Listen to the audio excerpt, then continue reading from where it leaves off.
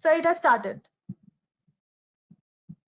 So, welcome to this IUCN webinar series, which is the 5th episode of the IUCN this webinar series, in which the topic is why conservation will be fundamental to tourism-based livelihoods post-COVID-19.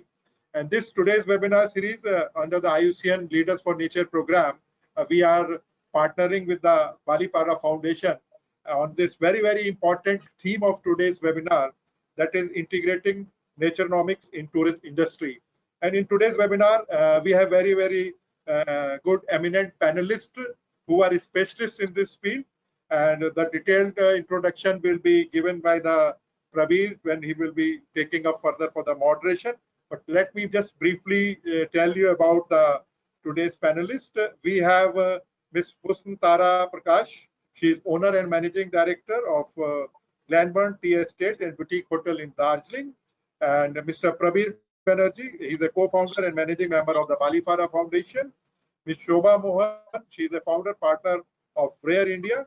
Mr. Raj Basu, he is advisor tourism government of Sikkim and Arunachal Pradesh. And Ms. Bharti Chaturvedi, she is founder from the Chintan, India. And Dr. T.P. Singh from the IUCN Asia Regional Office, Bangkok. So we have a very, very strong panel today. And taking it further, let me first briefly introduce you about little update about the IUCN, International Union for Conservation of Nature.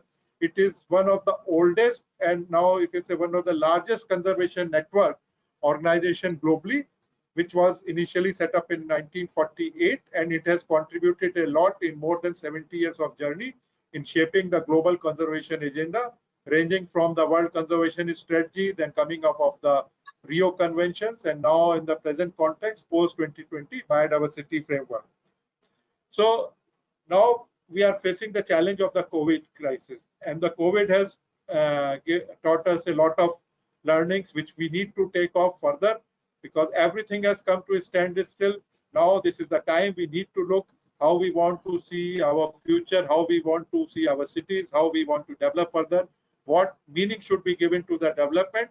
Now when we talk of the tourism sector, especially the tourism is one of the largest sector which provides the livelihoods, and it has become really very challenging now that how to sustain the tourism activities, because now with the implementation of social distancing and other type of norms, so tourism industry also have to rise to the occasion and redefine that how the tourism should develop, how we need to take care of the carrying capacity and all.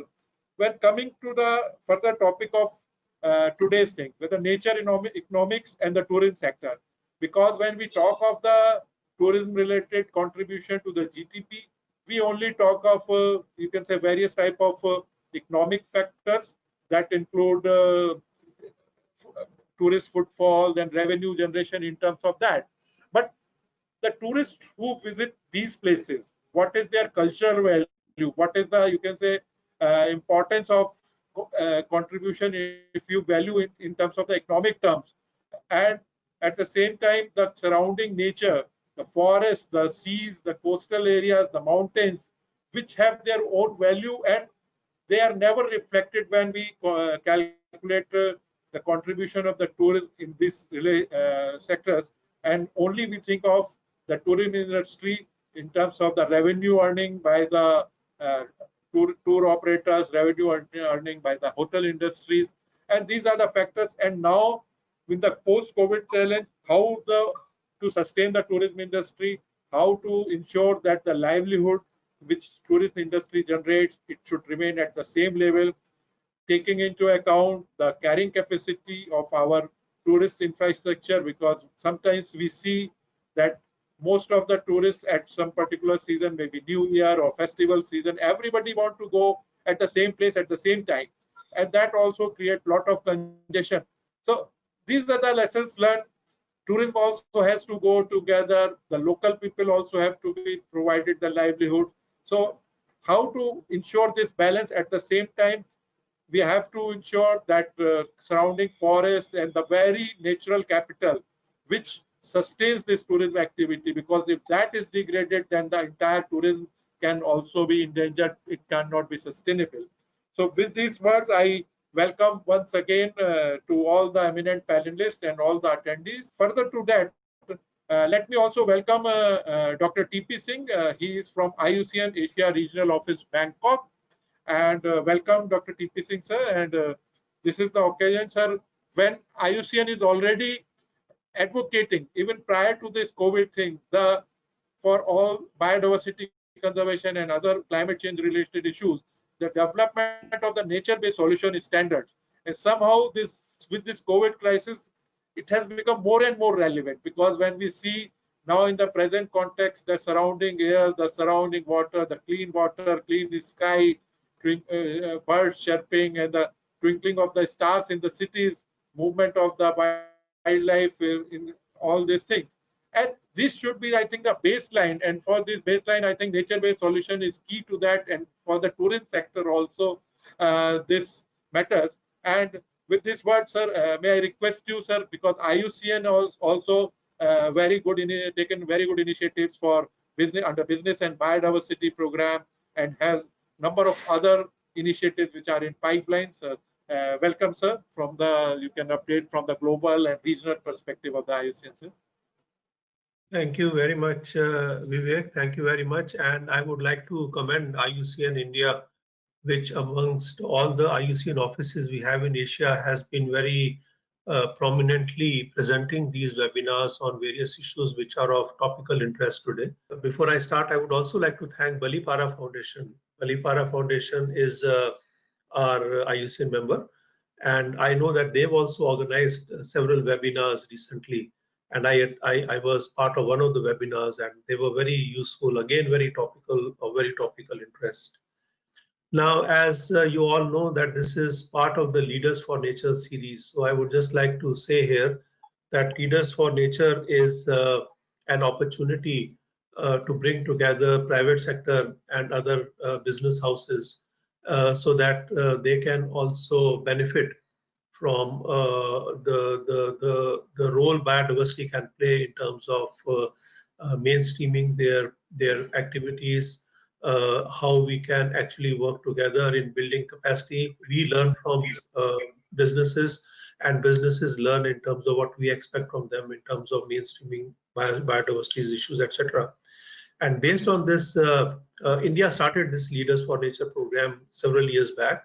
And based on the learning, we have a similar platform now, which is in existence in Vietnam, in Thailand, supported by Toyota, in Sri Lanka, called Biodiversity Sri Lanka, which is supported by Ceylon Chamber of Commerce, and in 3 or 4 countries. So based on the success we saw from India Leaders for Nature, it has been now replicated in other countries. Now, as I said, you all are experts, so I will not speak about tourism, but just to say that tourism and biodiversity are very intimately linked together. And I think that is the common thread which is binding us here, and we are having this discussion, because we know that biodiversity and ecosystems, they provide the base on which this whole tourism activity is established, especially nature tourism. Maybe not Shimla so far, but so much, but nature tourism certainly. And we also know that tourism has the potential of creating jobs, of creating value chains which are useful for us in the long run when we wish to basically make sure that tourism is sustainable. So all these aspects of tourism, which I'm sure you will discuss, are very important. I will finally like to say that, many of us are wondering when will we get our life back after COVID? So people are now looking at how will we go back to the so-called normal. And I would only like to say that we would need to ask ourselves that can we use this opportunity to learn from the mistakes we made and basically build something which is better than what was before. As Vivek has said, you can see wildlife in the cities and better air quality, etc. But the fact is that how do we learn from this, and how does tourism sector now learn from the mistakes that we made to make sure that we have a much better tourism sector, which is much more biodiversity friendly in the future. So these words, I would say that nature has to be part of the solution. So keeping that in mind, I would once again, from Asia Regional Office here, I would like to welcome all the panelists and the participants. And I look forward to listening to the interesting insights which the panelists are going to provide to us. So thank you very much. Thank you, sir, and for giving the and sharing the views from the IUCN perspective also. With these words, now I hand over to Mr. Prabir to take it further and moderate the session, introducing in detail all the panelists. Over to Mr. Prabir. Thank you very much, Dr. Saxena, Dr. Singh, and Balipara Foundation is proud to be a network member of IUCN. Just to put the whole thing in context, I think before I introduce the panelists to the viewers, the entire theme today resonates around two words. One is naturenomics and one is conservation. So I thought for a common understanding, let me just broad base these two words and define it to take this discussion forward. I will start with naturenomics. Naturenomics is a word that has been coined and registered by Balipara Foundation. And it's a very simple definition of the interdependence between nature and economics, in the sense that you do not have to destroy one to gain the other. When we talk about nature, we must realize that we are very much a part of nature. I'm saying at the end of the day, what the tree exhales is what we inhale. So every breath we take is because of nature. The houses we live in is every single material that is used is in some form or the other derived from nature. The cars that we drive, your fossil fuels are derived from nature. And even the basics of your allopathic medicines, which we keep popping, is derived from nature. And yet some of us very often believe that we are separated from nature. And it's a we versus them kind of a syndrome. And let's be very clear, the universe and the natural world is not punishing the human being. It's just responding to our, what Bittu Saigal calls, the one I and the three A's. Our ignorance, our apathy, our arrogance, and our avarice. So fundamentally, naturenomics is a pillar of our triangle of three pillars. There is environment, there is economy, and obviously overriding our people and communities. So that is what naturenomics is. Second word is conservation, which is very often misquoted like sustainability. Because when people talk conservation, the only thing that comes to people's mind usually is wildlife conservation. But no, for the purposes of this discussion and for the purposes of our common understanding, conservation is the conservation of the entire body of our environmental inheritance and our cultural heritage, which is all things, living things, biotic, all life-sustaining things which are abiotic, which is culture, tradition, and heritage of people and of communities. So after putting this into context about what we believe is naturenomics and what we think should be the understanding of conservation, let me quickly introduce my fellow panelists to you. I will start with Dr. Saxena, though he doesn't need any introduction. But basically, Dr. Saxena has been a custodian of the forest for about 30 years. He started his career with the Indian Forest Service, and apart from representing many, many world bodies, he has also been in the Ministry of Environment, Forest and Climate Change, Government of India as Director of Deputy Inspector General of Forests, and Private Secretary to the Minister of Environment and Forests. And by the way, Dr. Singh and Dr. Saxena, I must compliment IUCN and IUCN India and Ishwar and Anchal for actually making this a panel with equal gender representation. Because very often it is more a manel than a panel with only men folk. Thank you very much for that consideration. Then we have Mr. Raj Basu, better known as the Gandhi of tourism in India. Raj started health tourism, the first conservation-based tourism model in 1991 and then started the Association for Conservation and Tourism, acronymed as ACT, in 2001. He is presently the advisor tourism to the government of Sikkim, advisor of rural tourism and homestays to the government of Arunachal Pradesh. Husna-Tara, Prakash. She grew up between the UK and India, and she's probably one of the few people in the world who have studied both in Oxford and Cambridge, where she graduated from in natural sciences. Husna, after getting married, got inspired by the tea plantation and nature tourism initiatives in Kerala, and with her husband Anshuman, decided to open up Glenburn Tea Estate's Bara Bungalow, which is the bungalow that the colonial Bara Sahibs used to live in, for a tourism venture. Within 5 years, she was awarded the accolade of among being the 101 best hotels in the world. This year, Glenburn has won the award for being the most responsible hotel in the country.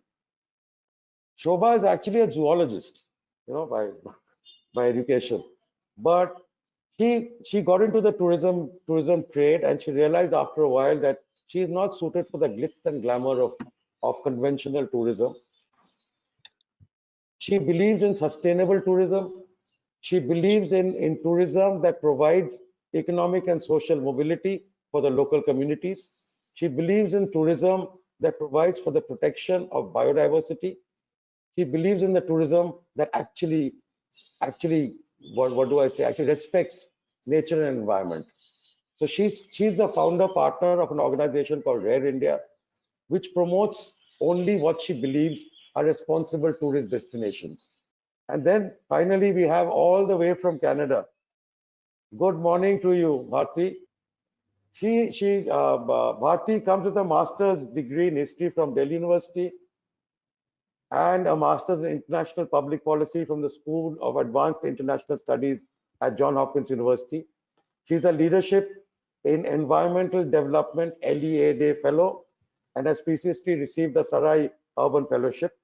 She serves on the board of various non-profit organizations, and she's the co-founder of the Chintan Environmental Research Group, and I'm sure she'll tell us more about that later. So thank you all again.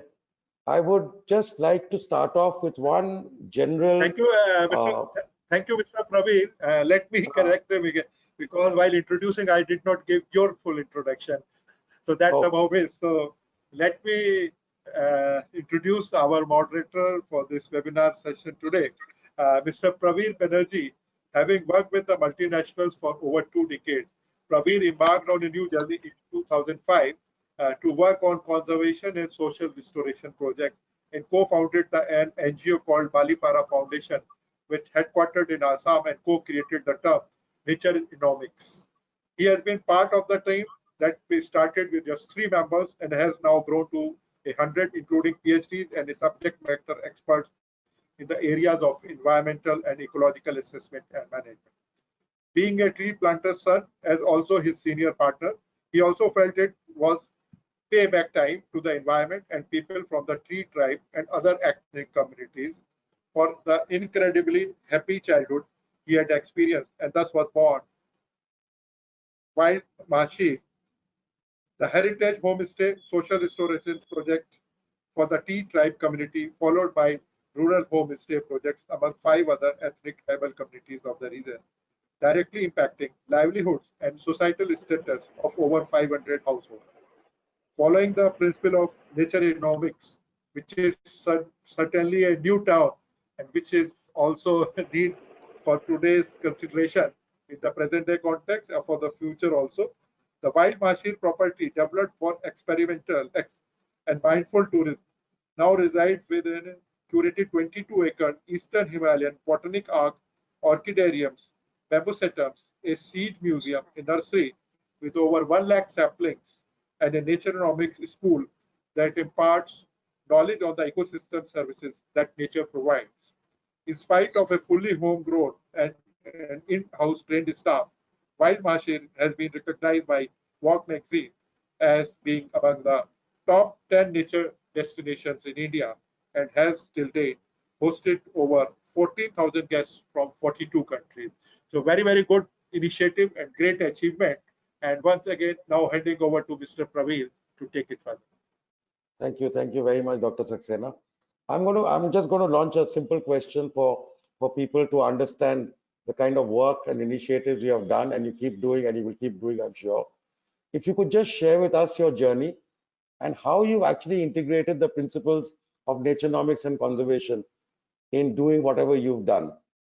Not only how have you integrated that in your vision, but in your strategy, and most importantly, in the execution of your projects.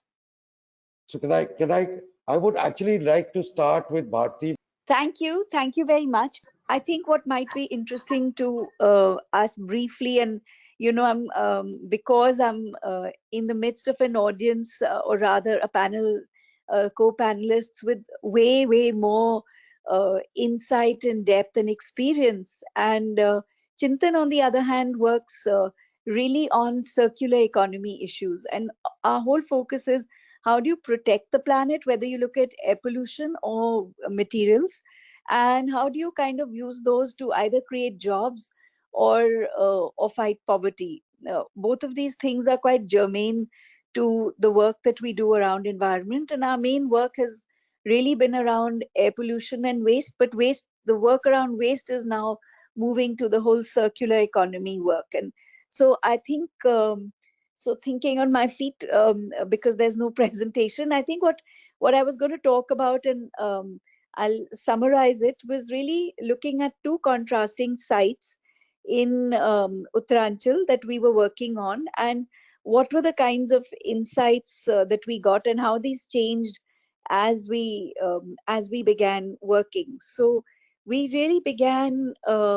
We started working we started working in two areas. One of them is the Dichori area, just not very far from Corbett actually, and the other is the Dhanolti. Now both of these are popular, and the Dhanolti is very popular. It's almost 2 lakh people, in a year. So that kind of makes it, that kind of is almost overwhelming, I would say.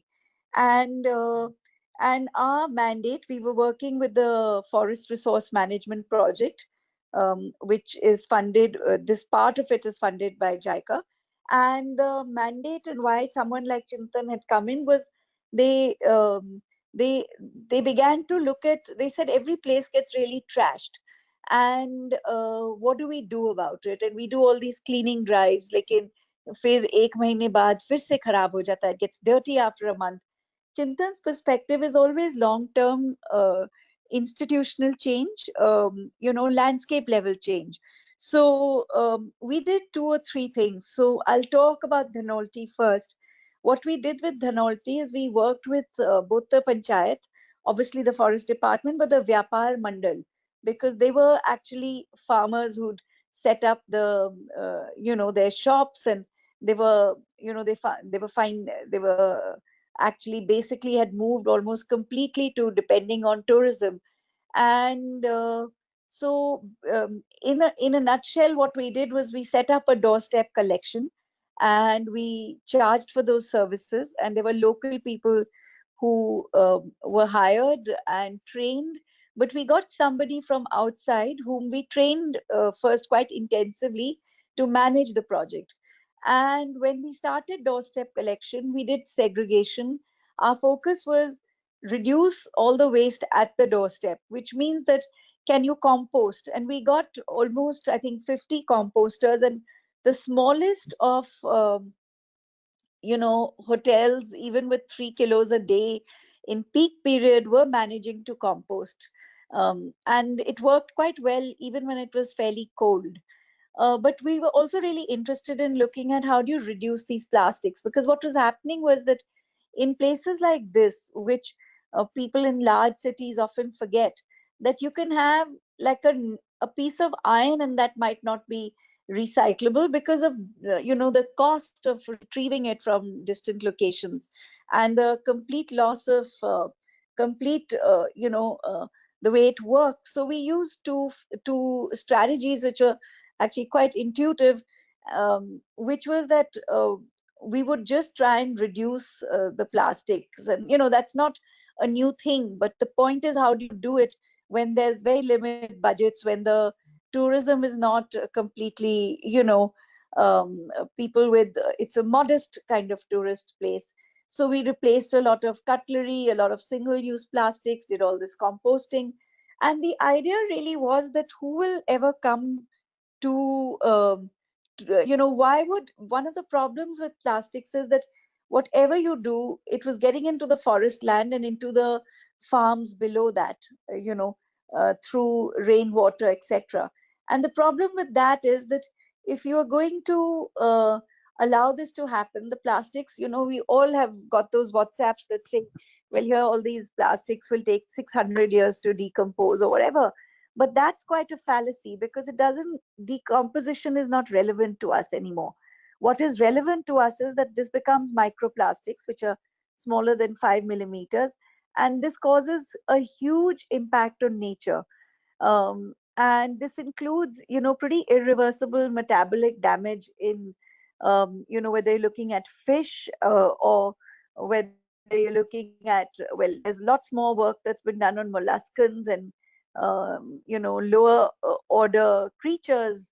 And it's totally irreversible. It does come to haunt us. There's been so much plastic found in honey, for example, microplastic. But the real point is that you have to that we tried to combine leakage into ecosystem with solutions that would finally be able to stand on their own, so to say. We've got thoroughly disrupted by COVID because, and I'll explain from the other case study what could have happened next. But where we are right now is, obviously the idea was to expand to several villages in the month of April, so everything was ready. And the idea was really, how do you create a landscape? Because you can't just do one area and another area. The idea is to create an area that can teach other areas, and you yourself can hopefully stop having to be present there all the time, having embedded resources as well as micro entrepreneurs, as well as demonstrable change. And of course, so in the other circuit, which is about 10, 12 villages, we obviously, it's quite different, and it's not so tourism heavy in this way or so concentrated. We set up we found that a lot of people had forgotten what they used to do just 10 years ago, 8 years ago, which was, and I personally, just to, for an aside, I actually am an obsessive birder. And so I tend to go to a lot of places anyway because of birding. And I had some familiarity with these landscapes. I know the Eastern Himalayas are I mean, some of the world's best places. Even that one, thanks to COVID, plans have gone. But what we were trying to do was, in this circuit, we helped people go back to feeding cows with wet waste, which is something that seems to be, for some inexplicable reason, have somehow ceased to happen a lot. So we did that, and we obviously collected plastics, and we were working on implementing a law called the Extended Producer Responsibility, mandatory under the plastic waste and the solid waste rules, where basically the brand manufacturer has to pay for disposal. And so while we've managed to get all that, I think that part of the work, it has taken a hit, because there is no way that any company, and globally we're finding as that companies are saying, excuse us for a year or so till the economic hit is less, and only then will we try to be environmentally responsible. And I think it's quite important for even IUCN to take note of these policy shifts, which can have negative impact on nature and the environment. But that was, so right now we're just storing it and trying to recycle most of it. More importantly, we worked with a lot of the women, and we looked at replacements, because what we do everywhere is a waste audit to begin with. So it's not that you see the same waste in every area. I mean, if you look at Agra, I'm just saying Agra because it's also a place with a lot of tourism and a local population, which receives a lot of attention. And we just have been working there with UNEP. the waste is a completely different order from tourism, obviously. But even the plastics that are discarded are quite different vis-a-vis these other places, chemically and even brand-wise, obviously. So what we tried to do is we identified the top culprits, and biscuits turned out to be a huge culprit. And we found that styrofoam plates were another big issue because of festivals and mundans and mandir pe events and so on, which was an internal issue. So basically, we worked with the women, and we obviously taught them how to bake low cost cookies and things like that. And one of them even set up her tea shop, and there was linkages made to sell them ahead, all of which obviously have taken a hit now, because we were going to push it very hard in March, so that they would learn how to sell, how to meet demand, and really establish long-term linkages by November again. Be that as it may, we'd also spoken for the novelty to these naan katai makers, because these are cookies they sold to you in kagaz ke thele, and these create employment to people. And we said, well, we'd found the business plan, and we were going to ask them to come up throughout the summer as part of this project. And they were quite excited because they were all anyway from Dehradun, and said, try and we will pay you initially, because we also need to capture the data on how popular you are and who can afford you, and and get that data to feed into the wider plan. But let's do naan katais. It's made in a kadhai, which is a very large wok for anyone who doesn't know, and it doesn't use any. There's very little waste. I mean, there's the waste of one paper envelope, um, and uh, and so we did that part. And then obviously we had to set up these bartan bhandars, which are just steel plates and glasses and spoons and all of that, to counter the other kind of waste that was coming out.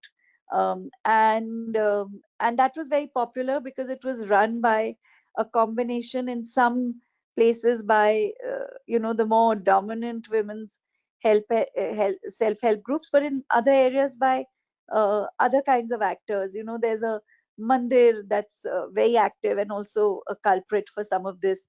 And for so basically playing on local leadership, and um, in basically anchoring all kinds of solutions that they can take forward, like in Dhanolti, to go back to Dhanolti, because the money that was collected from each shop does not 100% pay for the cost of the two people and the petrol and the running costs. The panchayat and the Vyapar Mandal, and us and the forest department had come up with the idea of charging some kind of a green cess, so that we could keep this going, because we were hoping to get out of this project basically early next year and phase out. So that was another plan. But now I don't know where that will go, whether our presence will be extended or not, and how long it will take to limp back. But essentially, in a nutshell, and we've diverted, say, about, from the Dichori circuit, about 2 tons annually, which isn't a lot. I'm only talking plastics, but it isn't a lot weight wise, but it's a lot contamination wise, uh, particularly because wastes like styrofoam actually are extremely difficult to remove once they get into the ecosystem. And from the Nolty, we would have done um, diverted, which doesn't include all the composting, would be well over 5-6 tons a year. After we replaced all the plastics, not all, obviously some. So that is where this stands, and why I was giving you these 2 case studies. I hope my time's not over, but the reason I was sharing these 2 case studies was really talking about what kind of naturenomics is possible. There's local livelihoods, which all of you more have done much more than Chintan will ever do, I'm sure. But there's also the importance that we think is that you can't just go and set up, systems that don't in some way create local economic, financial, and livelihood incentives. No, thank you very much, Bharti. I'm saying this really resonates with me, and I'm sure with all my entire team in Balipara Foundation, because you're actually looking at community upliftment through what we call the value chain of what we call LEWAC, which is land, energy, waste, water, which leads to cleaner air and lower carbon emissions. So thank you very much for sharing this with us. We will now move on to tourism, and we will move to the hills of the Eastern Himalayas with a practitioner and a successful practitioner and a responsible practitioner, Husna-Tara, and a Glenburn story. Husna, over to you, please.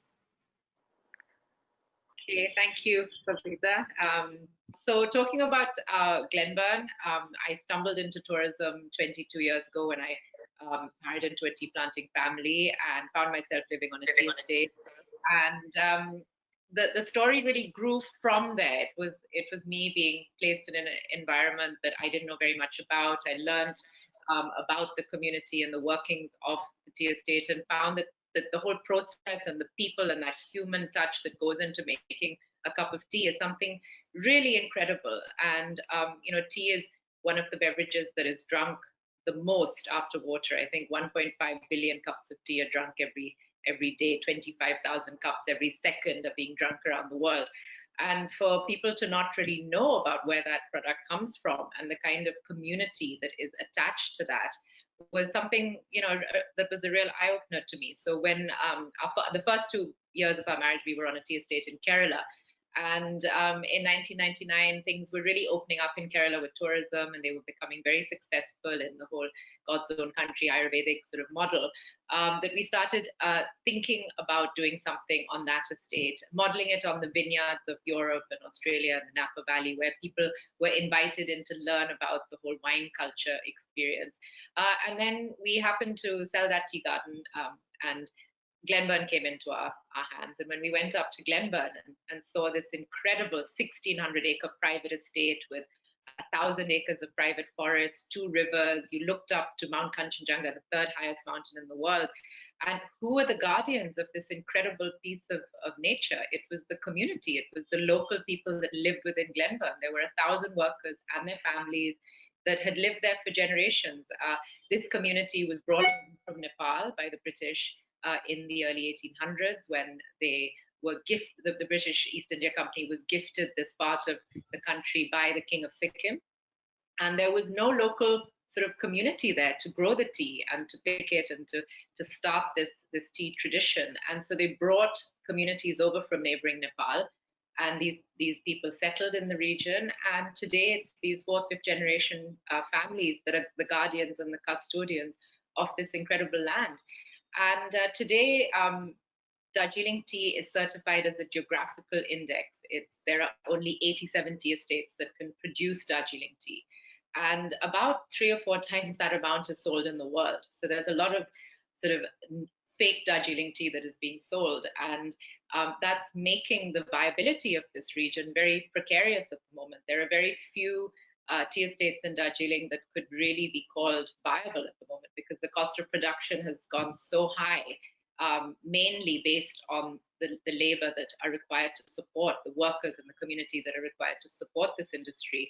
And nobody's paying very much for that cup of amazing Darjeeling tea. And the difference between Darjeeling tea and Assam tea or other types of tea is that it's very small quantities and very high value. So if the price isn't realized for that very high value cup of tea, you don't make enough of it to really be viable. So when we started the hotel, it was very much an experiment. I was a science teacher by profession. I had no concept or idea of what I could do with the tourism model, but it just happened so naturally because the place lent itself to this magical experience that the very initial visitors that we had that came to Glenburn, we started off by making a small promotional video just to market the tea, to market Darjeeling tea. And the people that came there, we were very lucky to have Tom Alter, the wonderful personality from Missouri who sadly passed away recently, to come and star in the film because he had a family connection with the Woodstock school alumni in the family. And he was just blown away. He said, people should be coming to visit this place. So we said, okay, let's try. So we started with 4 rooms in the Borough Bungalow, and I met a very dynamic lady called Ronwan Latif in Delhi that same summer who offered to come out and help me. And it was the community that helped us sort of create this experience. And then when I brought people to see it, they loved what we were doing. And that's why very easily, within a couple of years, we were included in the best 101 hotels of the world by the Chapter Travel Guide, which is an international magazine. But this was very much a surprise to us. We never expected this to happen. We didn't have a vision. We didn't have a plan, right? And this happened because of the people that helped us make this happen on the ground.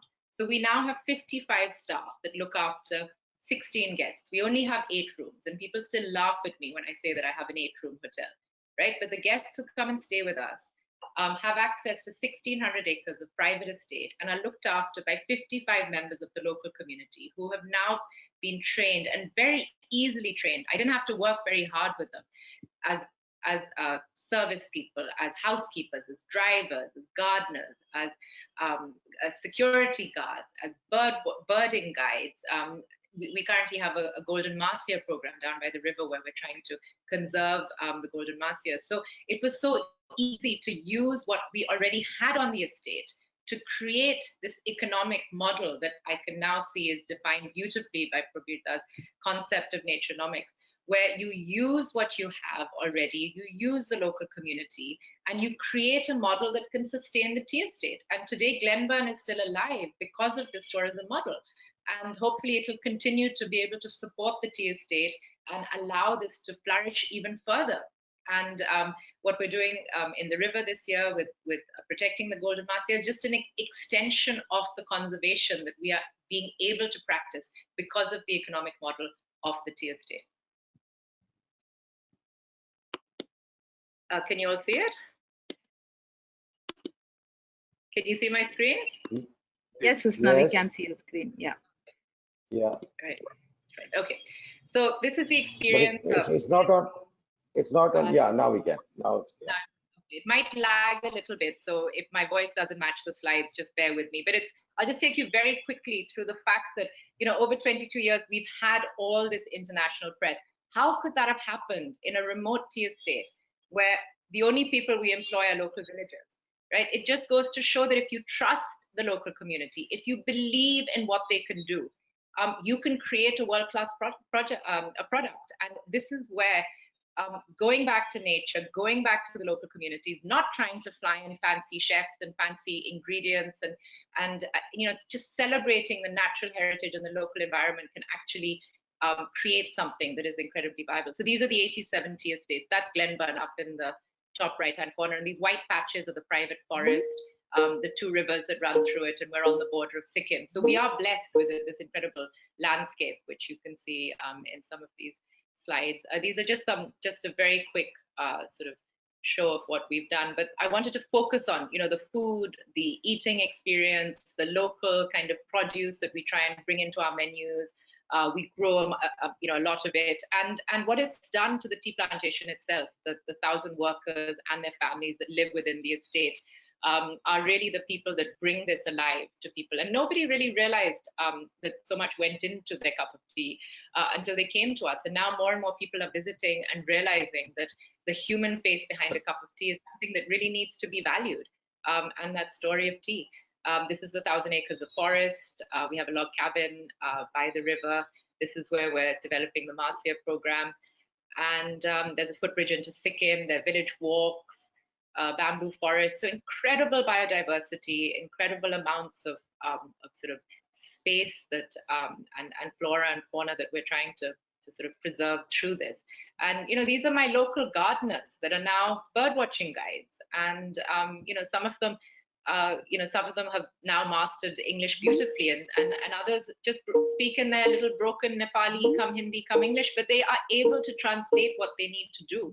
And the local community is so much a part of the experience. We have an education program as well. So the success of the tourism has allowed us to start a Glenburn Estate Foundation that looks after 3 local primary schools and also sponsors the fees of 64 children to go to private schools.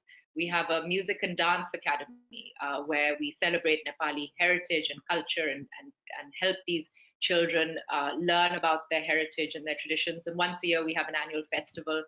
We have cooking demonstrations where they, teach our guests how to make traditional momos and things like that. And it's all thanks to them. So this year, when we won the Responsible Tourism Award for the most responsible hotel, it was something that was dedicated to the community work that we've been doing. And just to touch on what we've taken to Calcutta, I started exploring Calcutta only when my guests from Glenburn asked me to show them the city. And we started this hotel just 2 years ago. But before that, almost 12 years ago, I had started historical, cultural, and gastronomy walks through the city that eventually became not just a walk, but actually a 3-day excursion under the skin of the city. And I've just taken a few slides of the more colonial and building aspects, but I want to focus on the goats of the city, the herdsmen that come across to the Maidan every morning, the flower markets, the people over here that will happily offer a lotus flower to my guests, or the street food in these beautiful buildings surrounded by Dutch ceramic tiles that were brought over here in the 19th century. The people of Calcutta have this interest and this sort of passion that you won't find in other cities. And this is the heritage of the city that is often forgotten. Who would have thought that you can sort of help a livelihood by taking a walk through a fruit market or a flower market and interacting with these people and hearing their stories and joking about what they think of Brexit or Donald Trump or the street food. It's something that is so easy to do, but not often people will think about it. And we've been very blessed with an amazing following of international guests over the years. And now with the situation where we don't have international guests, I'm really looking forward to opening up these experiences to our domestic clients from within India, teaching them that their children can live without television on the tea estate, that it's okay to have them walk 3 hours down to the river. They will survive and they'll probably be better kids for it. That we can walk them through a potter's market and teach them about how these beautiful idols for Durga Puja are made from just clay and straw, and a community that has been doing this for generations. Amongst many others. So, that was a very brief glimpse of what we've managed to do, but it's all about people. It's all about the local environment, be it a cityscape in Calcutta or a beautiful expanse of forest up in Glenburn. But as Prabir very cleverly said, it's the triangle. It's the ecology, the community, and the economics. If the economics didn't work, we wouldn't be able to do this. But over 20 years, I have shown that the economics can work. And so this beautiful phrase called Naturenomics is something that I think should be really commended and taken forward into the future of tourism. And it'll help us all, the planet, as well as our children, and we'll all be better for it as a race. Thank you. Thank you very, very much, Husna. That was really fascinating. And well, all I can say is you're a true caregiver, and I wish you and your communities many, many years of happiness, joy, and bliss. Now let's move from a practitioner to an evangelist. To my friend Shoba, who's also got a new crown on her head because she's a COVID survivor. So Shoba, Yes. Shoba, your experience of setting up RARE and promoting what you believe are caring destinations for the caring and experiential tourist. A little insight from you will really help, please. Yeah, thank you, Prabir, and thank you for calling me a COVID survivor. I actually breezed through it. I was thankful that we didn't get one of the more serious ones, but thank you for that. I mean, everything that I have learned through what I've done has been ably summed up by Husna, and it's just, I think, a great twist of fabulous fate that I entered the industry. The first hotel that came on board literally laid the blueprint for what I would be doing under RARE India for the next 16 years now. the whole idea was, I mean, I'm like the typical bank teller, a lot of money passing through me, but none of the money is mine. So none of these lovely hotels and retreats and lodges that we market under Rare India are mine. But I have each one of them with their ideas and attitudes, all of them centering around conservation, community, planet, and also transformations now. All this became a part of the narratives that we went out to the market with. Earlier, we were a very B2B kind of a marketing. We were very B2B going forward, especially in the last 2-3 years when conservation is becoming a part, conservation, community, the very essence of tourism and who is the ultimate beneficiary of tourism. That is becoming clearer and clearer to people. Properties such as Husna's, Glenburn, Wild Mahase, Tiger Mountain, Saraya, and the 53 brands that we market under there. This is coming up more and more, and it is no longer a choice that can be easily put aside. And all that we needed to do is take these wonderful stories to people and keep encouraging them with knowledge, with stories, with success stories, and help the market, help the travel industry understand not only why these are value propositions, but also to understand how they can transform an industry which today is a good, I mean, these 3 months of COVID disruption is a great time to understand why tourism has to step up to the next level. And this is what primarily we've achieved in the last 15 years. Like I'm fond of saying, aiming for collective behavioral change, which we began with. First, I began with changing myself.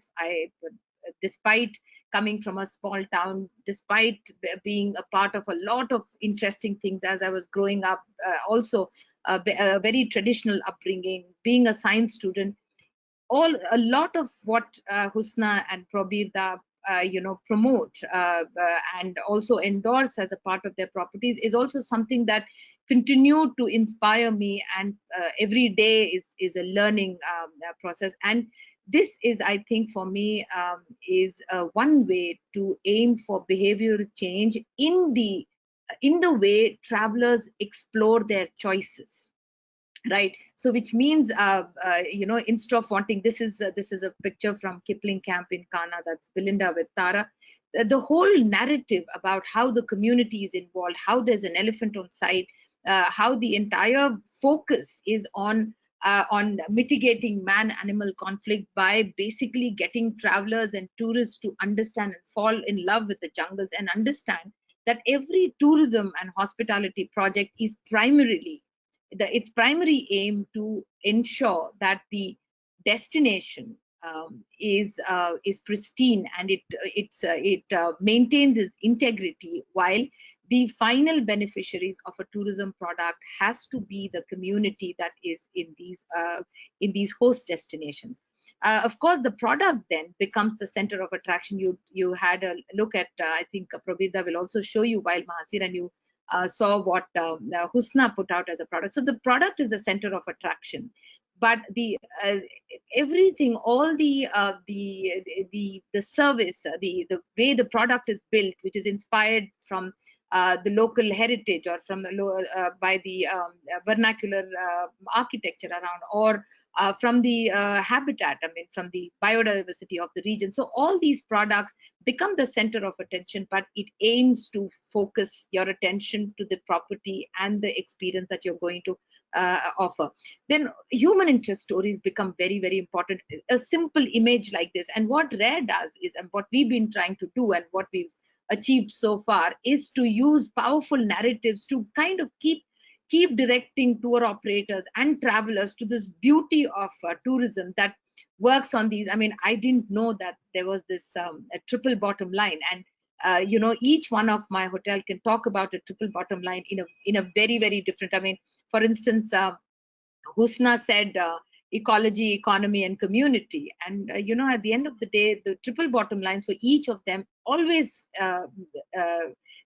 focuses on these. It's about the environment, it's about the community, it's also about transformations, because like I said, the hoteliers that we market are agents of change, not only within the community. They're also agents of change, that as we keep talking about these people, as each one of them, I mean, garbage is an issue. How do they conserve water? What do they do with their wastewater? All these are fantastic stories, not only for the community within ourselves to get inspired and start adopting in our own hotels. It is also inspiration for other hoteliers, other boutique hotels all over the country. Yesterday, I was talking to a hotelier, and she runs this lovely place in Kur.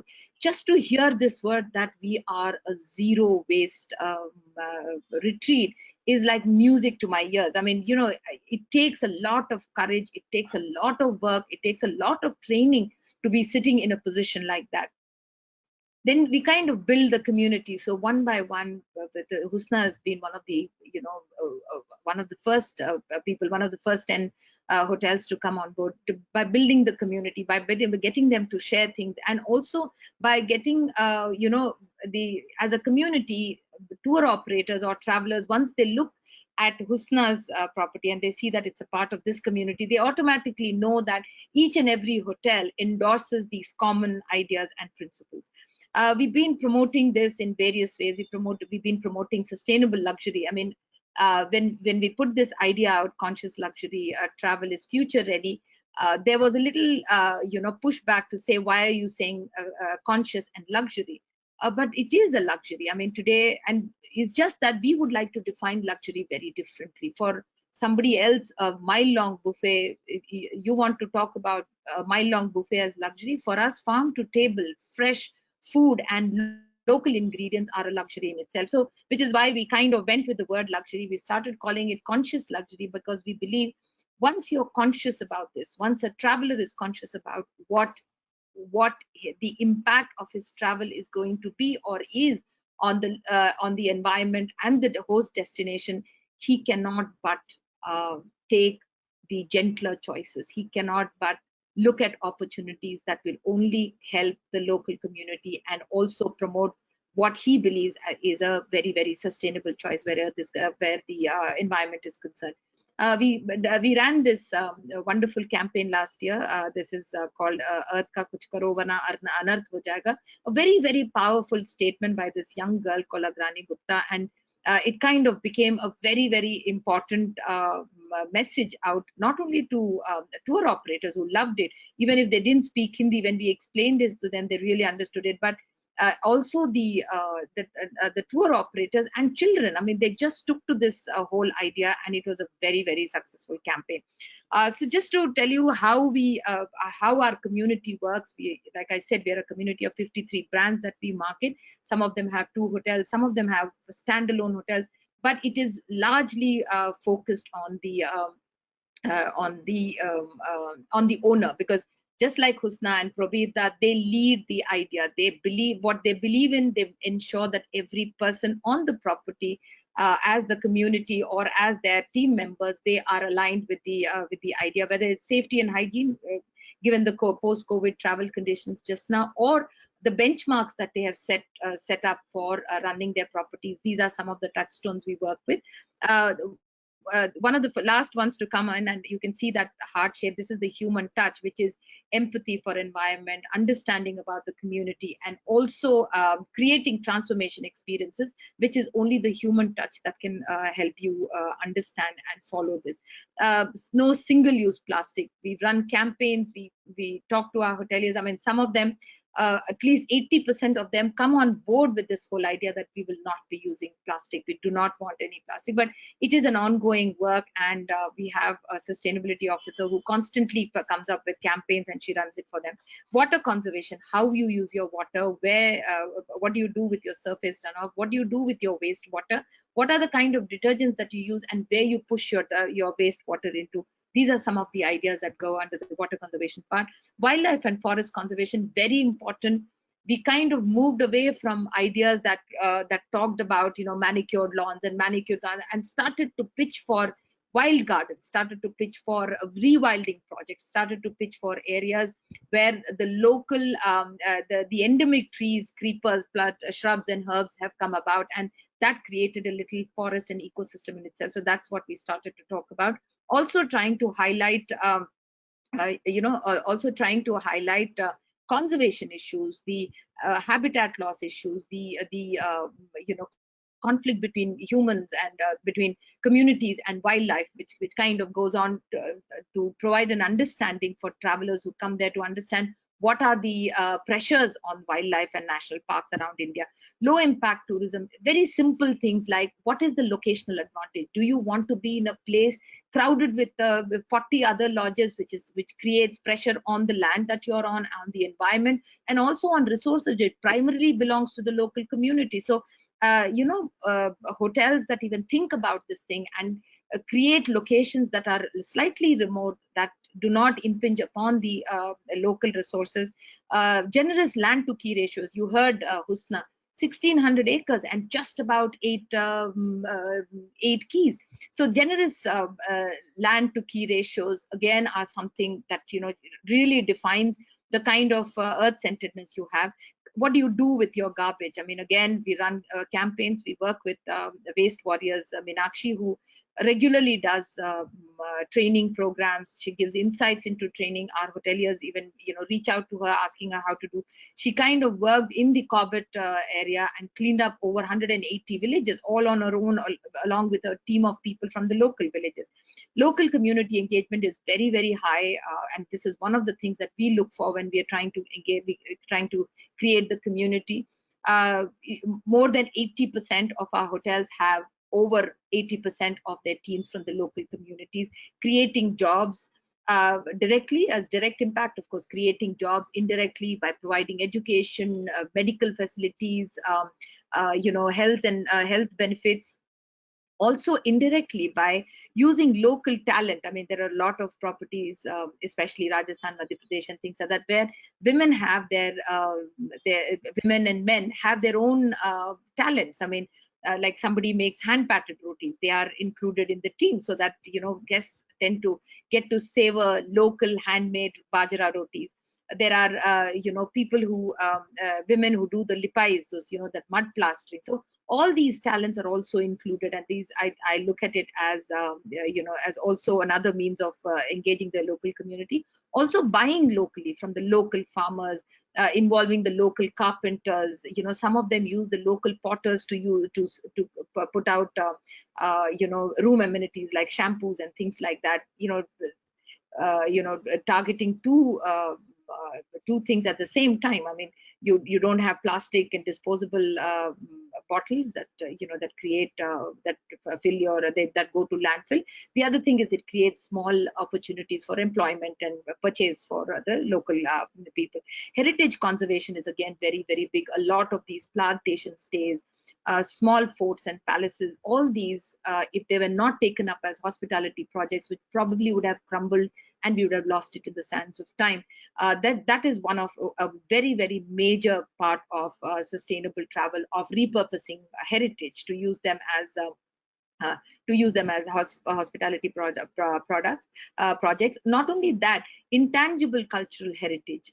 These are things like folk music, cultural aspects like festivals, crafts that are dying, textiles that are dying away, bringing them and involving and bringing them as activities as explorations around your hotel creates a lot of value for them, and it allows travelers not only to understand them, but also for purchasers can create more interest and ensure that future generations carry on with these craft and textile activities. The last, of course, and there is plenty as we keep talking, as we keep discovering, there are a lot more things added to the legend. But the last is, of course, destination discovery. How do you promote these offbeat places? How do you what is the experience of these destinations that really work with resonate with travelers? So the Naturenomics, the forest that Prabir has created around Wild Mahasir, or the lovely walk that it takes one to the bottom of the hill at Glenburn. These are opportunities for children, for adults to learn, to touch and feel and walk through areas of nature, which I believe is a great way to fall in love with the biodiversity our country has. And it just empowers us and our communities is to promote various ideas to allow people to travel these areas. So this is some of our anchor stories. These are all numbered. We've kind of gone back to our community. How many of them are Toft, are affiliated to Toft? How many partners have adopted the no plastic policy? Almost all of them work on local immersion. So these are all things like that. So the idea is to basically get travelers now. And first, the tour operators, of course, there's a lot of knowledge that goes into, engaging with them.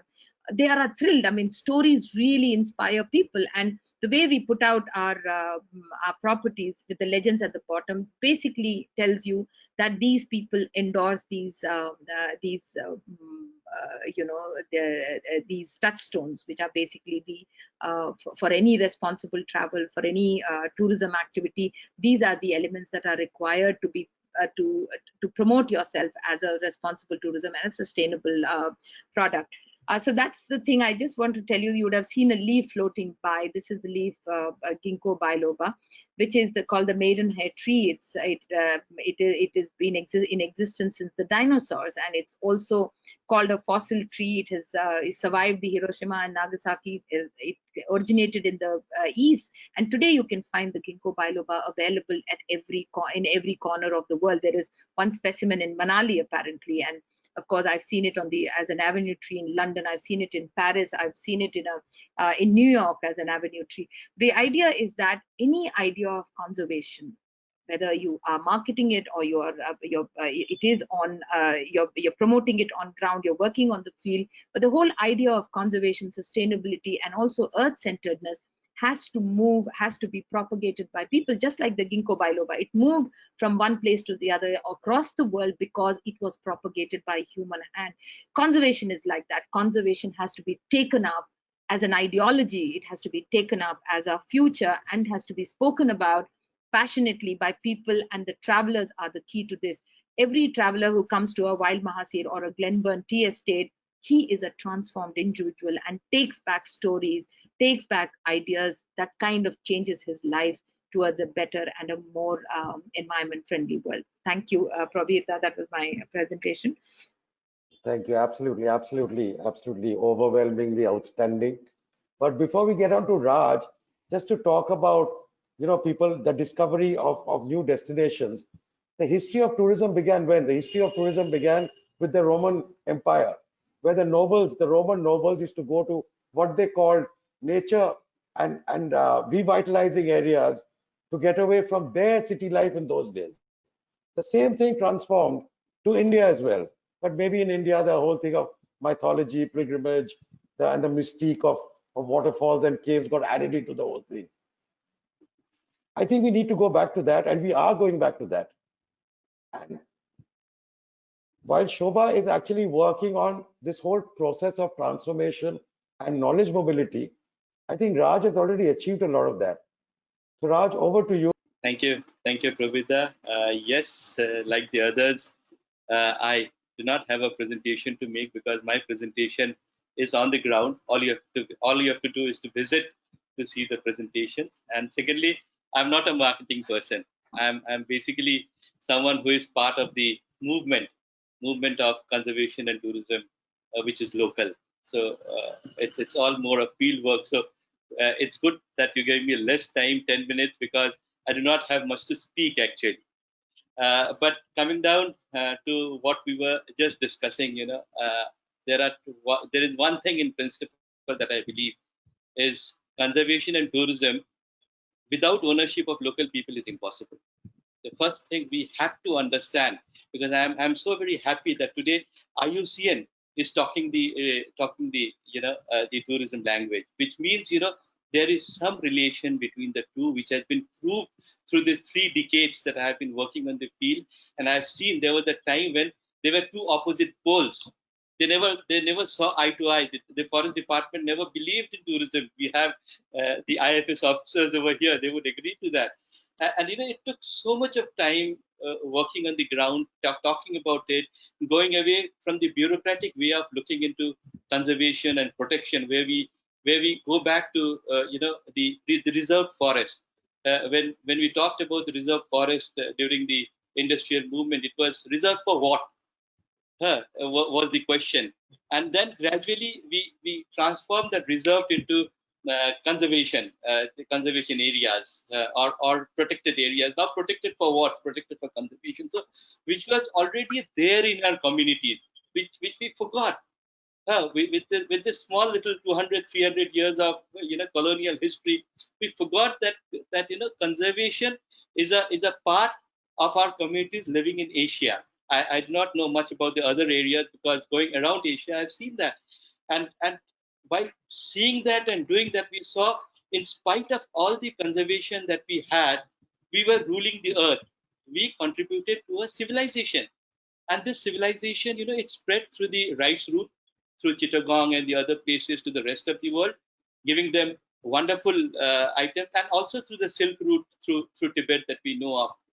And this civilization was giving to the people what we now call as trade, as commerce, as marketing, as consumerism, is how we used our terracotta to send our things, how we used our weaving materials to send our things, and we could almost weave everything from bamboo to cane to cotton to silk. We could weave everything. So these were small inputs from our communities that we gave to the world what the modern civilization sees. And we forgot that. We forgot that glory. And we are sitting on that because all of us who are talking over here, especially Pravita, Husna, and I, all of us, we belong to this region where, the Silk Route is the nearest to the rice route, the maritime. So this is where everything was planned, where everything went out, because biodiversity-wise, this was the best known zone. And this is where, a civilization could happen. And that is where the search started from. And when I thought about tourism, being from the mainstream conservation background, being into wildlife, being a part of that, being into adventure, I found that conservation and tourism, through our actions, we found out that conservation and tourism are two sides of a coin. However you toss it, it's winning for both. And if it's not two sides of a coin, that means there is something wrong into the entire venture of tourism that we are talking about. So this is where the importance of tourism and conservation lies, and we have realized this. Pravita, we have realized this through the years of practice that we have done all the way from Manas to Sundarbans to Gorumara to all the other places across East Himalaya and the Indo-Burma region. And why this region was more important for us? Because of the entire Hindu Kush Himalayan region that you see now. This entire, what we know as the third pole of the world. When you consider nature, this is the third pole of the world, and this is where the breeding of the consciousness about conservation started, and this is where we have to go back to. When we are talking about sustainability, when we are talking about the sustainable development goals across the world, what a major mistake we are making by not recognizing our villages back in the northeastern part of India as classrooms of sustainability. Where, for the basics of life, for your food, clothing, and shelter, for all these three basics, you are dependent on your backyard biodiversity. You're not dependent on what you call at the malls or the talks of corporate or anything else. So this is where it matters the most. When you are talking about tea, especially both of you who are here in the panel, when you're talking about tea, we don't talk about the spirituality of tea. We don't talk about the tea that goes back to 5,000, 7,000 years old. We don't talk about the orange that goes back to 5,000 years old. We don't talk about the galas. That is the chicken that we have. We don't, the red jungle fowl that gave the mother gene to the rest of the world to come back as KFC. We never talk about this. We never take pride into that. This is where, whatever we talk about tourism sometimes goes wrong. Sometimes we start replicating something what comes from a very far away world, the seven seas world it comes from. So we start replicating that because For us, tourism was always there, because if human beings are to live, they need food, they need clothing, they need shelter, and they need to travel. And travel, as you said, as you just mentioned before I spoke, was about also pilgrimages. And that is how we realized how important it was, because for us, pilgrimage was not about going to a religious place that we know of today, because that is something what came very recently. But we talked about going back to nature through livelihood. How we explored, how we went into that. Because if you look at pilgrimage, that is where tourism started. Because tourism, when WTTC or UNWTO describe, they often describe it as an economic activity. And this is where the main mistake is. Because when you talk about tourism, it is dependent on four pillars. The four pillars is the traveler, the host, the travel, and the destination. And all of us, if you realize in this panel, has been speaking about it, have been talking about it. So how best we look after them? Often we look into the catchline of tourism, Atithi Devo Bhava. Go to Nepal, we say this. You come to India, we say this. Where we believe that guest is our God. But where does it come from? Where does this philosophy comes from? It comes from the core, when we say Pita Deva Bhava, Mata Deva Bhava, Acharya Deva Bhava, Atithi Deva Bhava. That means if your father is kept well in the place, if your mother is kept well in your place, if your teacher is kept well in your place, then it is a good place to visit. So it is better places to live in and better places to visit. So until and unless it is not a better place to live in for your own people, how can it be a better place to visit? So this is where, when we talk about tourism, this is the change we have to talk about. This is where, we want organizations like IUCN to come up and partner and say that, conservation and tourism are two sides of a coin, because only talking about protection, conservation will not happen the way we have seen, because 200, 300 years, we have lost more of the habitat. Talking about tea alone, how much of the tea habitat have we saved? Because when we talk about tea, we show the beautiful plantations of tea. But do we say that where the tea comes from? Where are those tropical forests from where tea generated? Have we been able to keep at least 60 to 70% of those forests when we are talking about tea? So this is where we have to start realizing from. In the same way, when you talk about tourism, it is about talking about these practices. Because we talk about culture. How have we forgotten the culture of biodiversity? I know Naturenomics is something what we have trademarked. We haven't trademarked this terminology known as biodiversity, because often it was known as animist. Animist cannot be the right way to to describe the Asian people over here who live with the forest, who live with nature. The right word could be biodiversity, because we find our divine forces in nature. So this is where we have to start our learning process from. This is where we have to start talking. This is the culture that tourism has to explore and get into more depth. And this is where both tourists and the host community in the travel have to come together and learn this entire process and adopt this religion of biodiversity. Then only we can reach somewhere where we say conservation and tourism are both sides of the coin. So when we look into this, when we do this kind of running, we always try to use tourism, this natural areas, this naturally diverse areas, which we were losing with time due to several reasons. Several, like logging was closed down, because from protected for logging, we were trying to do protected for the purpose of conservation. We created national parks and wildlife sanctuaries. So we were actually not getting into that conservation until and unless the context of tourism ownership was added with the local people, because this is what we have to remember.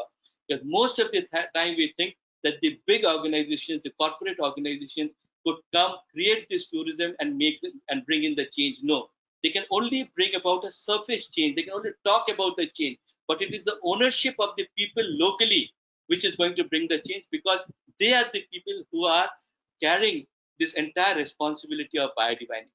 When you talk about tribal people, we say tribal people are so attached to nature. Just by the surname, you don't become a tribal. Living in the Northeast, you must have understood that. Because this is where we are going wrong. Through the constitution, we must describe a person who is a tribal, who can live with the biodiversity, who can live with nature, who can live the life of nature. This is exactly where we have to give the surname of a tribal community. A tribal community, just by a surname, cannot become a tribal if he or she doesn't lead a sustainable lifestyle. So the sustainable lifestyle is something what we have to teach to the visitors who are coming here. And we have to send them as tribals. We have to send them back as tribals. So we invite the world through tourism. They come in. Maybe it's a kind of pilgrimage where they find pilgrimage into nature, into this kind of biodiversity. And then we convert them into the religion of biodiversity and say that you are tribals. You can really lead this kind of life. So nothing what we say is a 2 nights package or a 4 nights package or a 5 nights package. These are just introducing the people, the visitors to nature through birding, maybe through wildlife, maybe through different kind of treks, trails, and other things. We can just take people through these journeys and introduce them to nature. But to actually gain most out of tourism, we have to convert these visitors who are coming as people who can live with nature, who can start learning living with nature. Then only we can achieve the goal of sustainable development goals that the world has signed together today. So this is a small little, this we have shown through tourism. We have done through our 3 decades of working in the field. We have shown people that this is possible. We have shown people that ownership of local people is possible, and where people can come and get this kind of experience. So I would request organizations like Rare Earth and all of them, to kind of experience that and experience the luxury of nature, not the luxury of what we are used to back in the cities and giving them in nature, but the luxury of nature that has to be the pride that they would get by being like a local person over there. That pride, instead of just seeing it and appreciating it, is getting the pride, because it is the pride that tourism gives you to the visitor and to the host community together. When we share this pride, then we actually get the sustainability of it. So this is a little bit of small little experience that I wanted to. This one I think I wouldn't take 10 minutes also, because this is all I can say. But the rest will all depend on when you all come to the field. We share the field together. We see the field together, and we see these ownerships in conservation and tourism that has taken place in this landscape that I know I could travel, I could see. Thank you very much.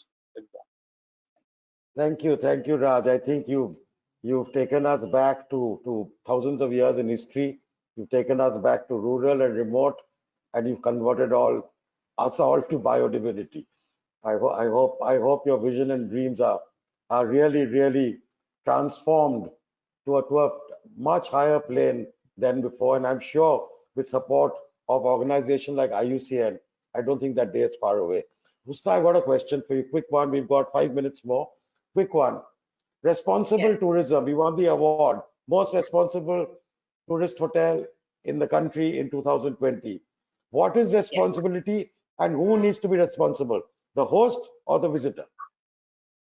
So Rajda has answered many of the aspects of responsibility that I wanted to speak to, but it's a two-way street, and it's getting more and more important after COVID and the situation we find ourselves with.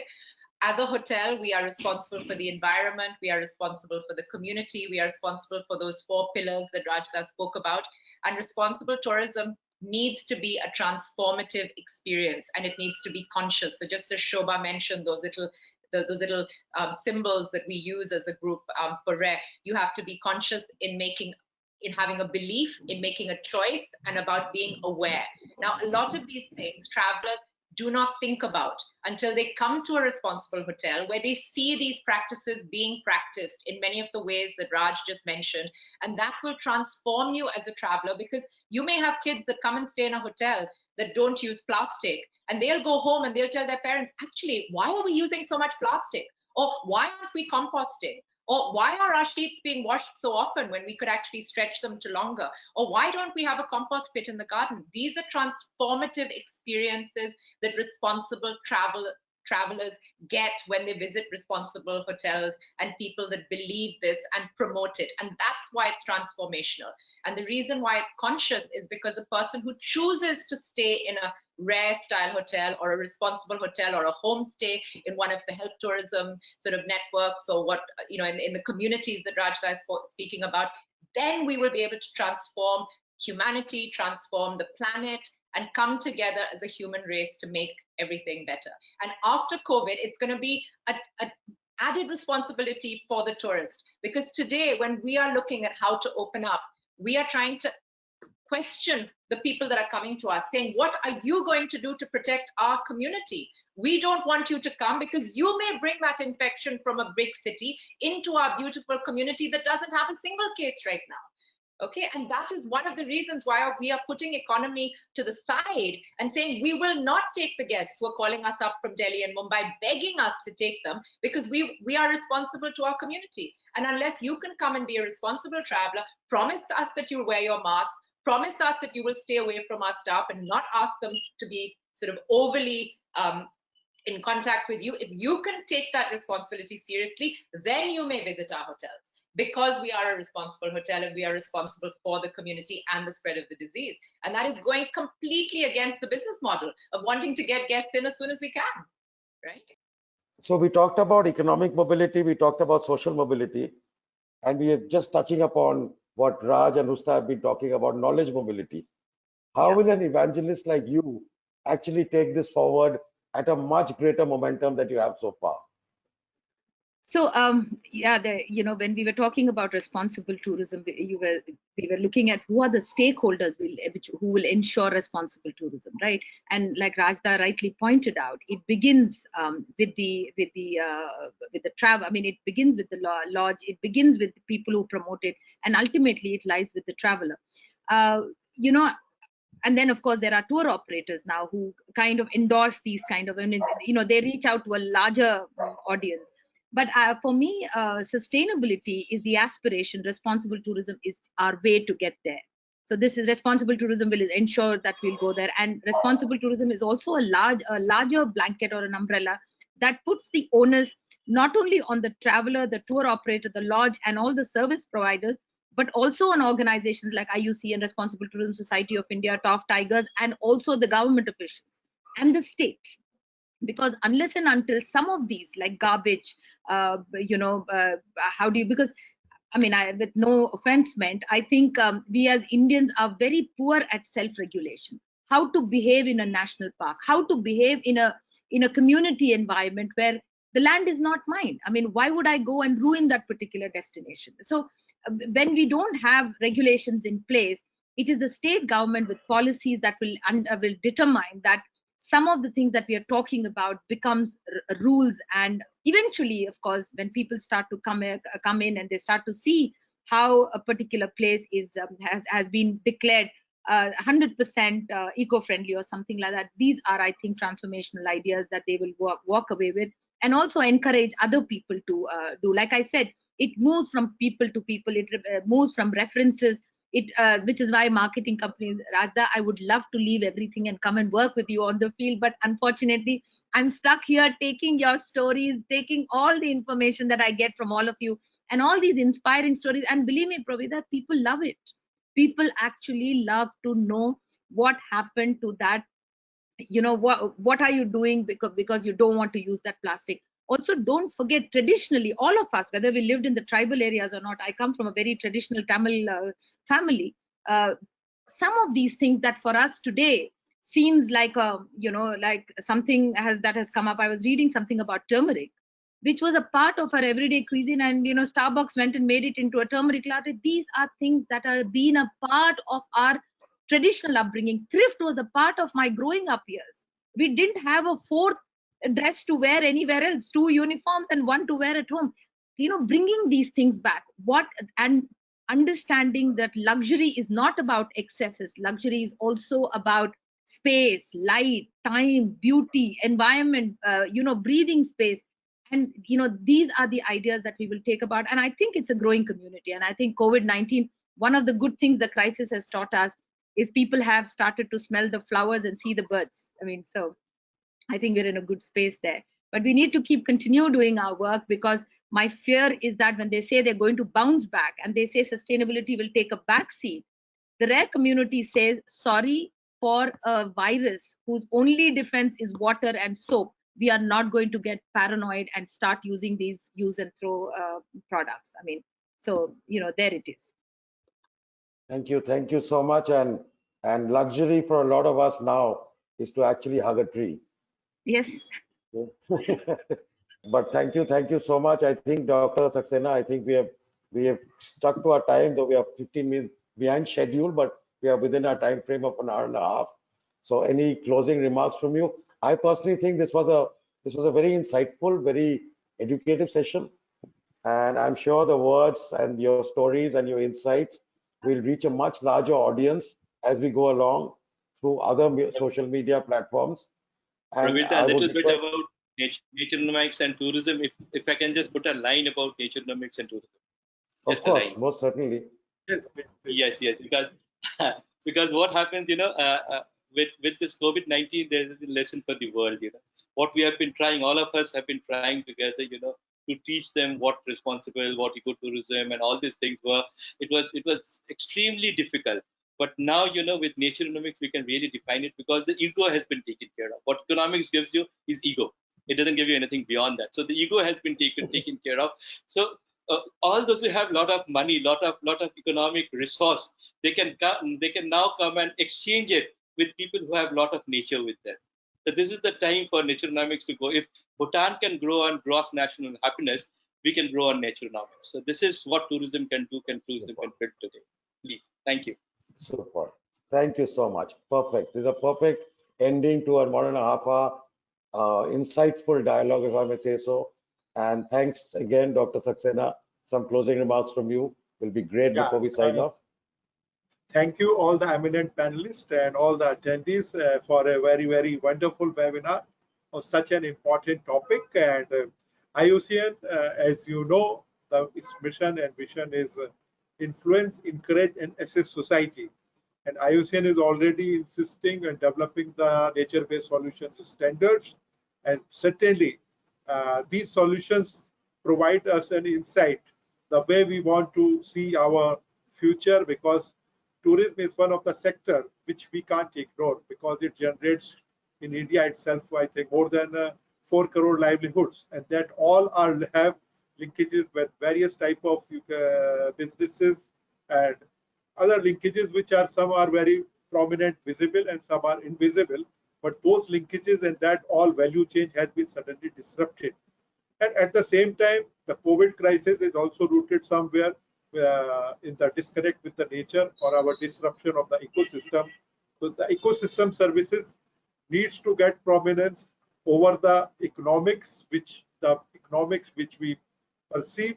So the naturenomics, which you have coined this term, and during the IUCN, this webinar series of tourism related, what are the challenges and what way we need to see the tourism, because this was the fifth in the series. We earlier had related to the coastal, the mountain, the adventure, and all this is a very, very important thematic area.